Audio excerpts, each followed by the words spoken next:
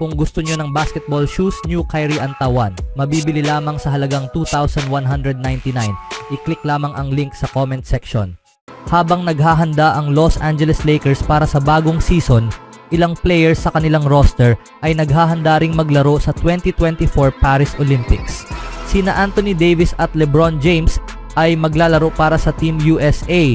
Ngunit si forward Rui Hachimura ay maglalaro para sa Team Japan. Nakalaban ng Team Japan ang Serbia noong linggo at kahit natalo ang Japan, nagpakitang gilas si Hachimura. Natapos niya ang laro na may 29 points sa 65% na shooting mula sa field. Si Hachimura ay nakapagtala rin ng 5 out of 8 mula sa 3-point line. Ipinapakita ang kanyang pinabuting forma ngayong off-season. Ito ay magandang balita para sa Lakers dahil ang bagong head coach na si JJ Redick ay nagpahayag ng kagustuhan na mas mag-shoot ng 3-point shot si Hachimura sa darating na taon. Ipinaliwanag ni Redick ang kanyang mga plano para kay Hachimura sa kanyang introductory press conference. Binanggit ni Redick si Hachimura na nagpapakita ng posibleng plano na makasama siya sa pagsisimula ng season. Sa tingin ko ay nagkaroon siya ng kamanghamanghang taon noong nakaraang taon, sabi ni Redick. Isa sa mga bagay na dapat ay nabanggit ko sa tanong ni Ramona, pero bukod sa Lakers at kina LeBron at Anthony Davis, excited ako sa ilan sa mga batang players sa roster na ito at matulungan sila. Nagkaroon ako ng magagandang pag-uusap ngayong weekend. Dalawang paborito ko ay ang pag-uusap ko kay Austin at ang pag-uusap ko kay Rui. Sa tingin ko para sa kanya, ayon sa aking pananaw sa kanya sa team na ito, gusto ko siyang mag-shoot ng mas maraming tres. Kaya malaking bahagi ito. Binanggit ko rin ang offensive rebounding. Sa tingin ko maaari siyang maging elite offensive rebounder. Kung maabot ni Hachimura ang inaasahan ni Redick, magkakaroon ng mas malaking tsansa ang Lakers sa susunod na season. Ipinakita niya ang mga patikim ng kanyang husay, ngunit ang konsistensya ang naging problema. Umasa ang Los Angeles na talagang magpapakita si Hachimura ngayong season at maganda ang kanyang ipinakita para sa Team Japan sa ngayon. Marahil ang ilan sa kanyang paglalaro ay maaaring mailipat sa Lakers at pansamantala, patuloy na aasa ang Los Angeles sa kanyang potensyal. Speaking of Lakers, noong mas maaga sa off-season, sinabi ni Ian Begley ng Sportsnet New York na isinaalang-alang ng Los Angeles Lakers na ilipat muli si Anthony Davis sa kanyang natural na posisyon bilang power forward.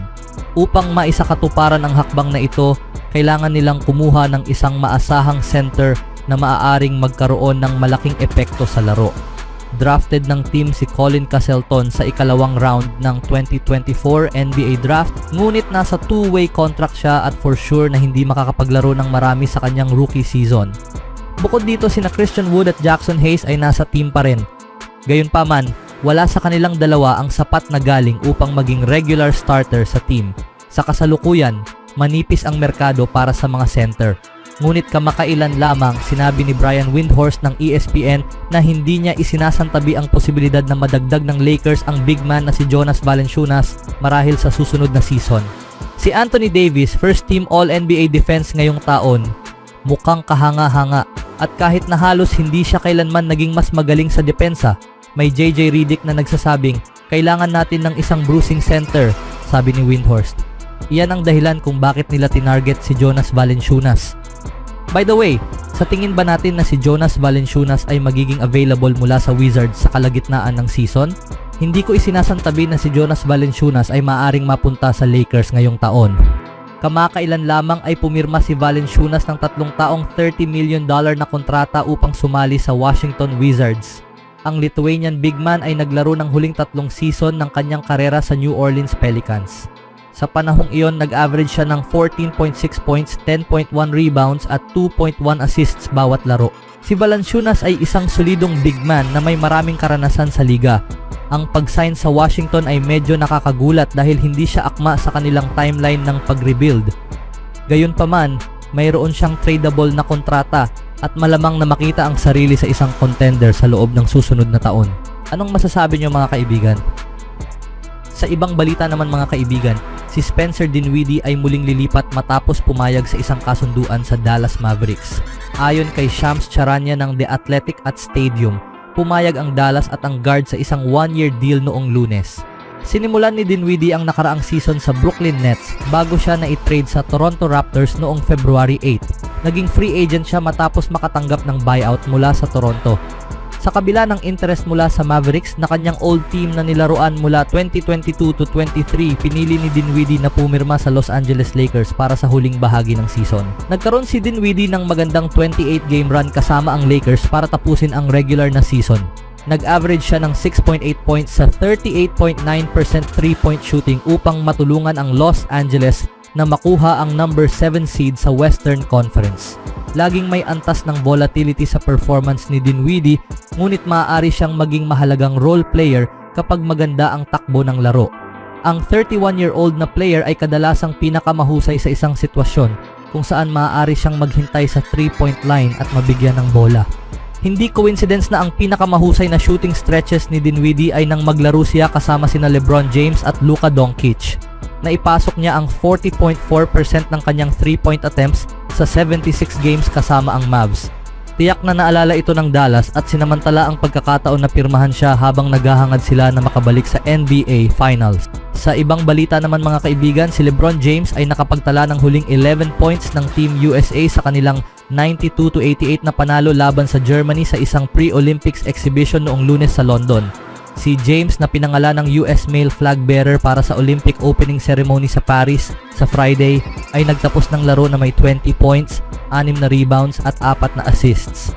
Tinapos ng mga American ang kanilang pre-Olympics exhibition schedule na may 5-0 record at magsisimula ng group play sa linggo 11:15 AM laban sa Serbia.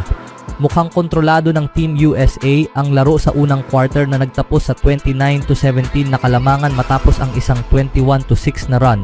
Ngunit dahan-dahang bumawi ang Germany at sa huli ay nakuha ang kalamangan pagkatapos ng ikalawa at ikatlong quarter kung saan natalo nila ang US sa score na 54-39. Iba naman ang kwento sa huling quarter kung saan sa kabila ng ilang magulong laro at 14 turnovers, nakuha ng Team USA ang control. Matapos maitay ni Stephen Curry ang score sa 75, nagtrabaho si Devin Booker sa magkabilang dulo ng court upang makapag-block ng shot at pagkatapos ay nakapag-shoot ng isang kahangahangang layup para maibigay ang kalamangan sa US ng 3 puntos. Ang Germany na nagtapos sa Team USA sa semifinals ng 2023 FIBA Basketball World Cup ay hindi sumuko at humawak ng 82-81 na kalamangan may higit sa 4 na minuto pa ang nalalabi. Doon nagsimulang magpakitang gilas si James. Gumawa ng isang dunk upang makuha ang kalamangan at kasunod nito ay nag-shoot ng isang 3-pointer sa natitirang 1 minute and 25 seconds ng laro.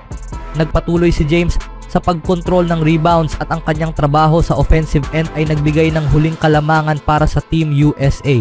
Nag-ambag si Joel Embiid ng 15 points at 8 rebounds habang nagtapos si Curry ng 13 points. Pinangunahan ni Franz Wagner ng Orlando Magic ang Germany na may 18 points, 7 rebounds, 4 na assists at 3 steals.